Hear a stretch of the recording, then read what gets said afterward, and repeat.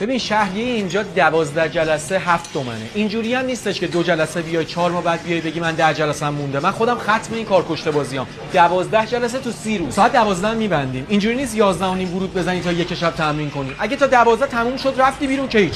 اگه نه تو میمونی و باشگاه و در بسته و اصغر میل هالتر مسئول جابجایی دمبلا تا صبح باهات کلاس خصوصی برمی‌داره. فکر نکن 6 ماه اومدی فاز رفاقت بگیری حق آب و گل داری. من اینجا خودم هم حق آب و گل ندارم. من خودم شهریه‌امو ندادم باشگاه زدم. دوربازو تیشرتو گرفت نمیای فاز مربی بگیری پود و دارو تقلبی فشار بدی به بچهای مردم. فیتنس ترینر رو تو ویو پیجت ببینم همین وسط با میل هالتر فلکت میکنم. دارو چی؟ تزریقش هم ممنوعه. ولی اگه 1% خواستی این غلطو کنی تو دستشویی جوری که ما نفهمیم به اسم نوروبیون تو این باشگاه درست میشماری. اک او ا نداریم. 1 2 3 یا تو دلت. اینجا دعوا نمی‌کنی بگی رژیم بودم اعصابم خورد بود. اعصابت نمیکشه رژیم نمیگیری. عکس جلو آینه ممنوعه. عکس نمیگیری اون هیکل آب گوشتیت بعد شارتلس رو ببری بالا کاتت بزنه بیرون بفرستی واسه دوست دختر پلنگت. اینجا آتلیه نیست. اینستارم وا کنم ببینم فیلم و عکس تمرین گذاشتی با جمله فاز انگیزشی و موفقیت میدم دست اصغر انجام بده عملیاتتو با موفقیت. تردمیلم ارث پدرت نیست. نهایتا نیم ساعت بعد هموم لیفو کجا میذاری؟